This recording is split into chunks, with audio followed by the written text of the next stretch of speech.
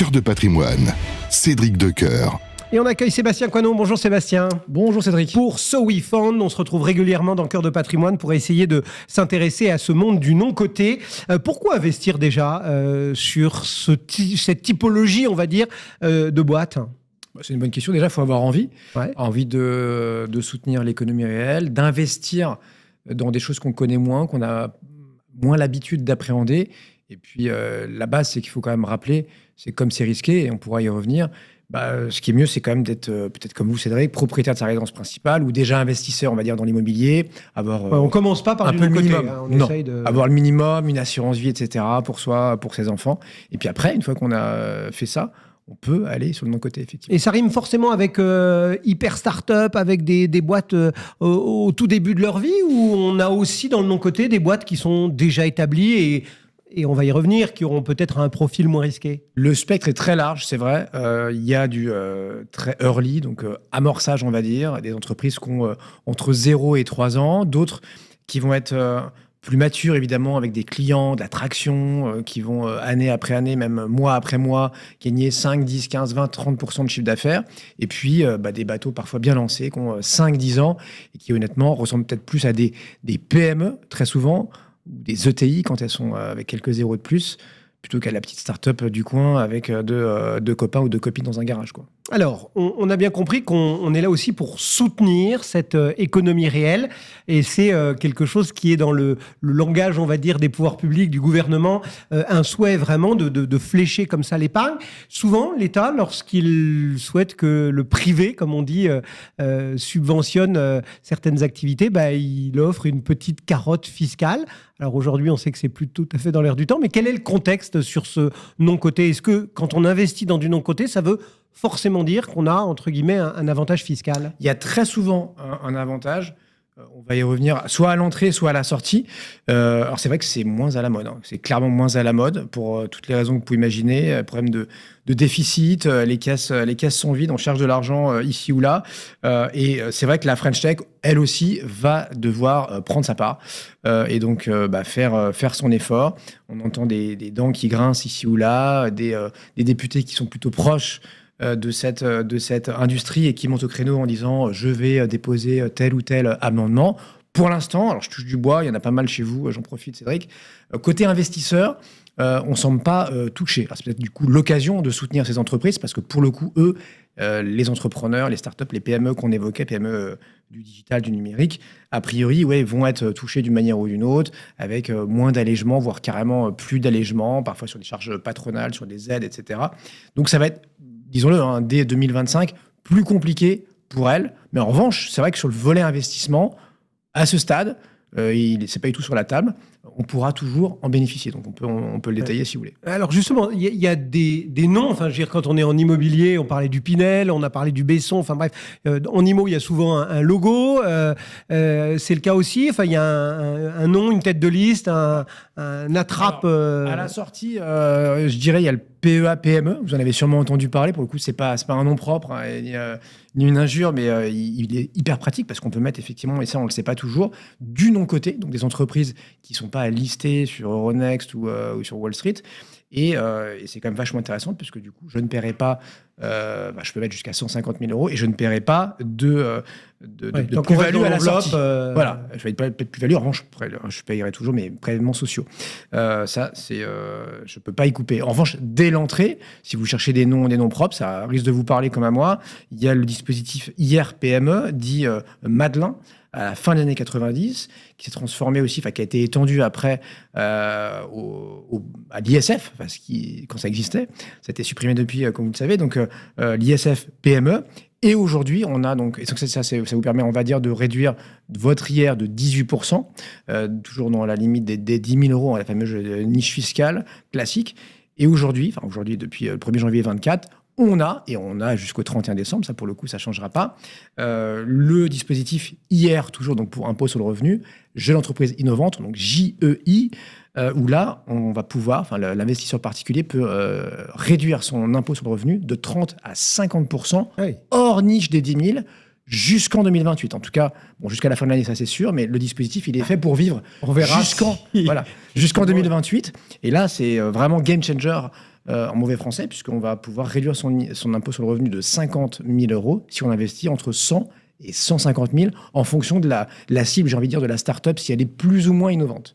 Alors justement, peut-être un petit avertissement, parce qu'il faut toujours aller au bout de l'idée d'investissement qu'on propose, Sébastien, c'est que quand il y a un avantage fiscal, souvent, ça veut dire qu'on prend le risque à la place de l'État, entre guillemets. Ça veut dire qu'il y a un risque, il faut le savoir, et que quelque part, cet avantage fiscal, ça doit être peut-être la cerise sur le gâteau qui ne doit pas empêcher de bien sélectionner justement les boîtes dans lesquelles on intervient. Quels sont les risques spécifiques, j'ai envie de dire, s'il y en a, qui sont liés à cet investissement dans le non-coté? J'adore votre expression, Cédric, je bois vos paroles. C'est une cerise sur le gâteau. C'est pas une carotte, comme on dit souvent, la carotte fiscale, parce que ça va attirer des personnes pour de mauvaises raisons. Cerise sur le gâteau, c'est le petit plus. Et c'est vrai que nous, chez SoWeFund, et j'espère chez nos concurrents, il y a une cinquantaine d'agréments de plateformes de financement participatif en France qui ont la même attitude. C'est de se dire, nous, on va sélectionner pour nos investisseurs, ils sont 135 000 aujourd'hui inscrits, une partie qui est active, qui va investir chaque année. Eh bien, oui, on va leur proposer les meilleurs dossiers, 25-30 dossiers par an sur plusieurs milliers qu'on va analyser.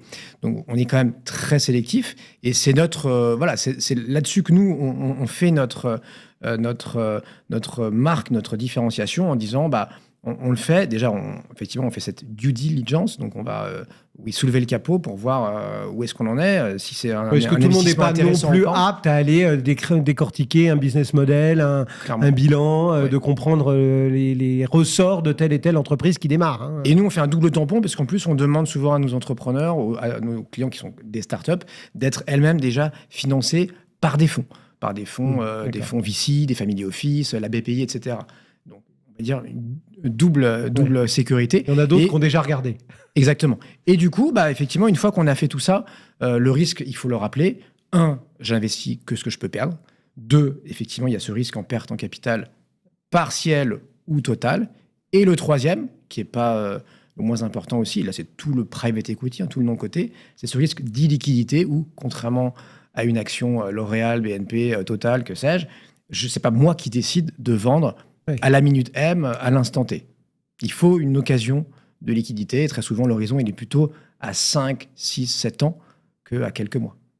Est-ce qu'on peut illustrer un peu le propos, peut-être en donnant quelques exemples, quelques noms qui pourraient peut-être résonner d'entreprises qui ont plutôt réussi leur financement sur ces mois qui viennent de s'écouler?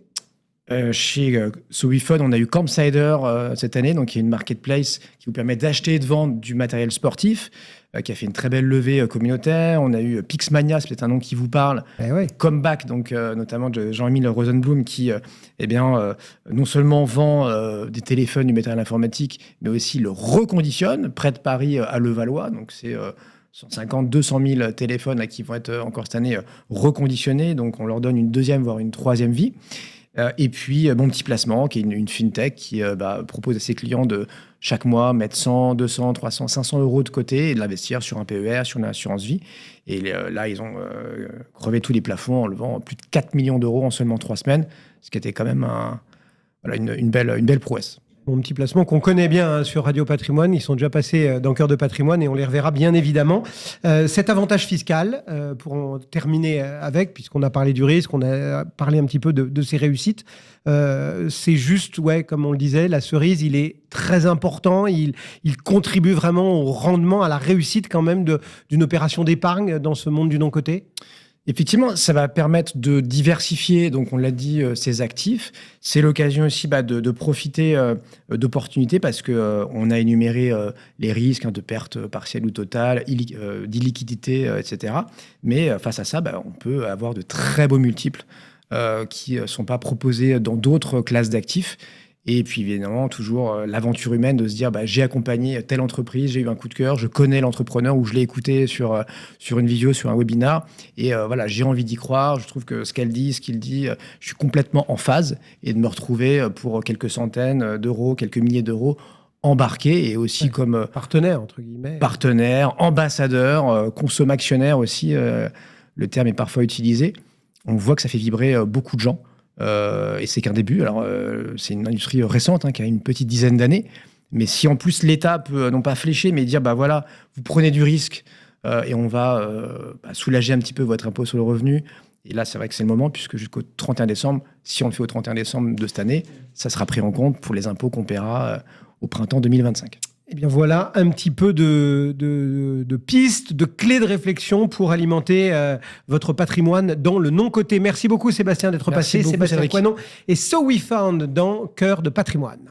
Cœur de patrimoine, Cédric Decoeur.